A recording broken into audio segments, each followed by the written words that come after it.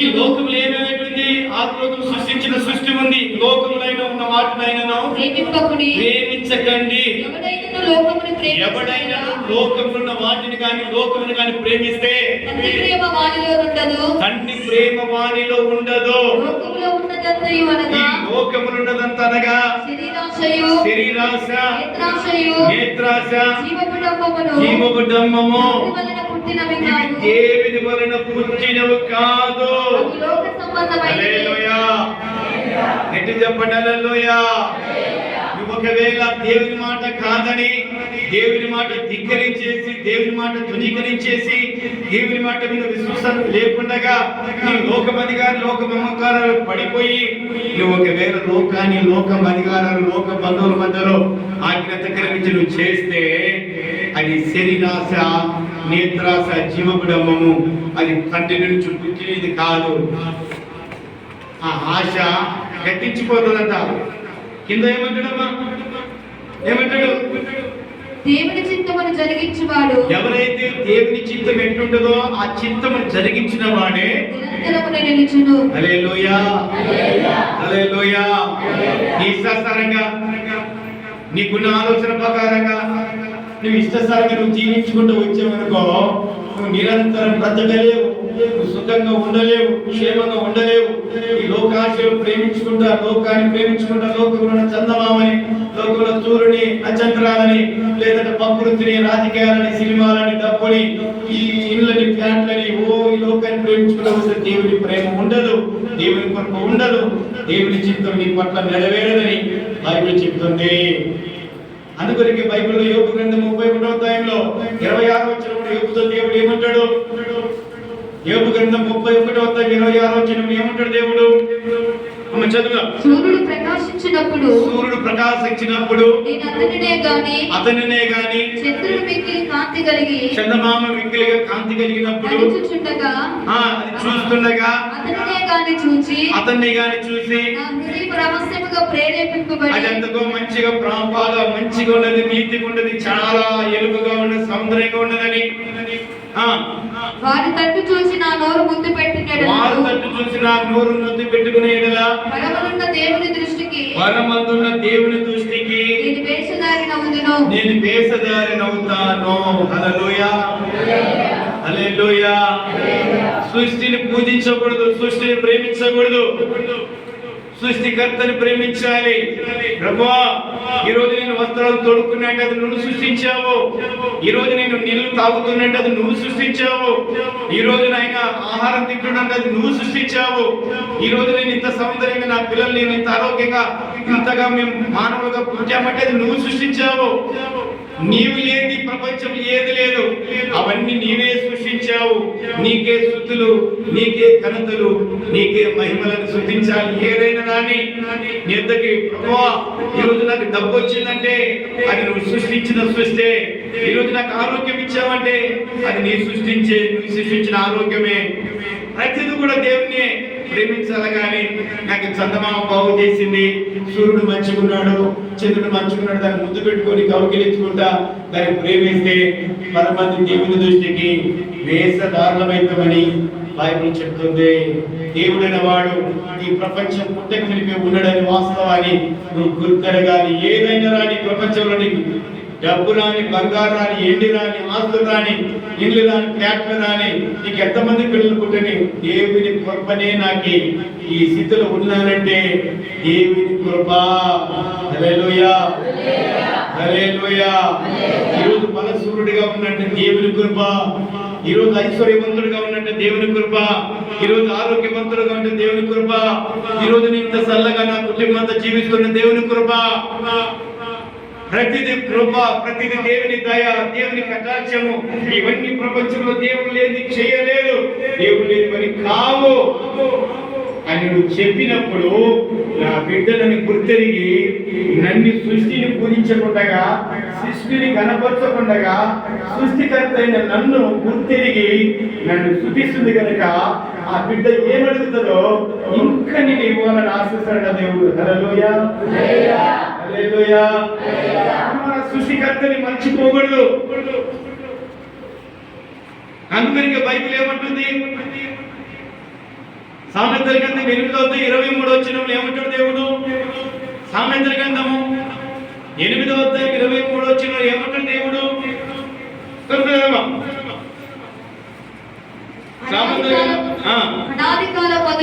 అనాది కాలం మొదలుకొని మొదటి నుండి భూమి ఉత్పత్తి అయిన కాలం మొదలుకొని పూర్వము నేను పూర్ణముగా నియమించబడి ఉన్నాను. జలములు లేనప్పుడు, ఈ ప్రవాహ జలము భూమి మీద లేనప్పుడు, నీళ్లతో నిండిన ఊటని ప్రపంచములో లేనప్పుడు నేను అప్పటికే పుట్టి ఉన్నాను. పర్వతములు స్థాపింపబడక మునుపే, కొండలు పుట్టక మునుపే, భూమిని దాని మైదానములను పుట్టక మునుపే, నేల మట్టిని రవ్వంతా కూడా పుట్టించక మునిపే నేను పుట్టితిని. చప్పట్లు కొడతా గట్టిగా.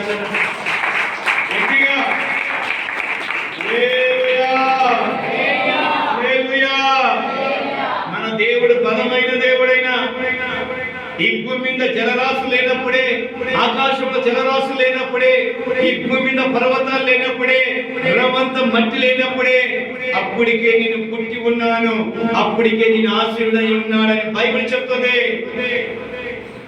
అమెరికా దేశం గొప్పది కాదు, ఇంగ్లాండ్ దేశం గొప్పది కాదు, భూలోకం గొప్పది కాదు, లేదంటే సముద్రాలు గొప్పది కాదు, లేకపోతే నక్షత్రాలు గొప్ప కాదు, సూర్యుడు గొప్ప కాదు. ఇవన్నీ లేనప్పుడే దేవుడు ఆశీర్వదై ఉన్నాడని బైబిల్ చెప్తుంది. కీర్తన 90వ కీర్తనలో 90వ కీర్తన 1వ వచనంలో దేవుడు ఏమంటాడు?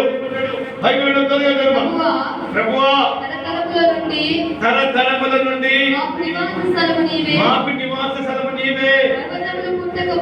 పర్వతం పుట్టక మునుపు, ఈ భూమిని లోకమును పుట్టించక మునుపు, యుగ యుగములకు నీవే దేవుడవు. హల్లెలూయా హల్లెలూయా.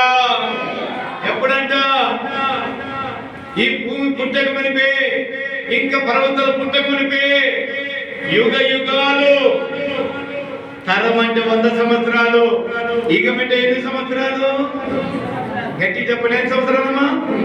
1000 సంవత్సరాలు యుగం అంటే.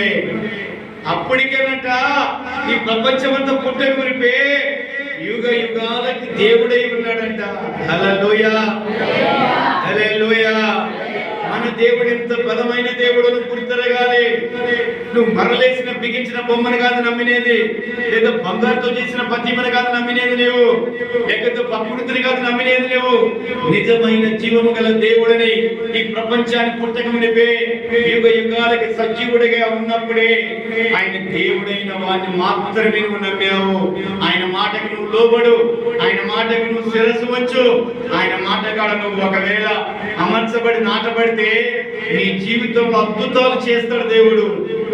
సూచక్రియలు, మహత్త కార్యాలు, ఉన్నది లేనట్టుగా లేదు ఉన్నట్టుగా చేయగలిగిన దేవుడు మనం ఆరాధిస్తున్న దేవుడు. చిన్నదానికి దేవుడు మమ్మల్ని చూడలే, అందరిని చూస్తలే, మమ్మల్ని చూడలే, వాళ్ళని చూస్తలే, ఇలా చూస్తలే, దేవుడు కూడా సార్థం ఉంది అని కొనుక్కుంటూ సునుక్కుంటూ ఉండకూడదు. దేవుడు ఎంత బలమైన దేవుడు అనుకున్నావు. ఇంకో విషయం, యేసయ్య గ్రంథం 40:12 చదవని, ఎంత విలువైన దేవుడైనా ఈ ప్రకృతిలో భూమి ఎంత నింపాడు, పర్వతాలు దుఃఖమేశాడు, ఆకాశాన్ని జ్ఞానలేసి కొల్చాడు. అసలు ఈ ప్రపంచంలో ఎవరు లేనటువంటి దేవుడు. తన కుడిసిటిలో జలములు కొలిచిన వాడెవడు? అంటే ఈ భూమి మీద ఉన్న జలరాశులు ఎన్నుండవో కొలిసిపోశాడంట దేవుడు. జ్ఞానతో ఆకాశములో కొల చూచిన వాడెవడు? జ్ఞానతో ఆకాశాన్ని కొలిచాడంట దేవుడు. భూమిలోని మన్ను కొల పాత్రలో ఉంచిన వాడెవడు? భూమిలో ప్రతి మన్నుని ఒక పాత్రలో ఉంచి ఉన్నాడంట దేవుడు. రాసుతో పర్వతములను తూచిన వాడెవడు? భూమిలో ఉన్న పర్వతాలని ఒక తక్కెట్లో తూచాడంట దేవుడు. తూనిక చేత కొండలను తూచిన వాడెవడు? దేవుడు తక్కెడతోనే కొండలు తూచాడంట. యెహోవా ఆత్మకు నేర్పిన వాడెవడు? దేవుని ఆత్మకు నేర్పిన వాడెవరు? ఆయనకు మంత్రియే, ఆయనకు బోధపరిచిన వాడెవడు? హల్లెలూయా హల్లెలూయా. దేవుని బిడ్డలారా, ఎంత మాత్రమునంత బలమైన దేవుడని గుర్తెరగాల. దేవుడు అంటే ఈ భూమిలో ఉన్న మట్టి అంతా ఒక పాత్రలో ఉంచాడంట, ఈ భూమిలో ఉన్న నీళ్ళంతా ఒక కొలత పాత్రలో ఉంచాడంట, ఆకాశాన్ని జాలతో కొలిచాడంట దేవుడు. పర్వతాలు, భూమిలో ఉన్న ప్రతి పర్వతాన్ని అక్కడితో తూకం వేశాడంట దేవుడు. ఎంత బలమైన దేవుడై ఉండవచ్చు.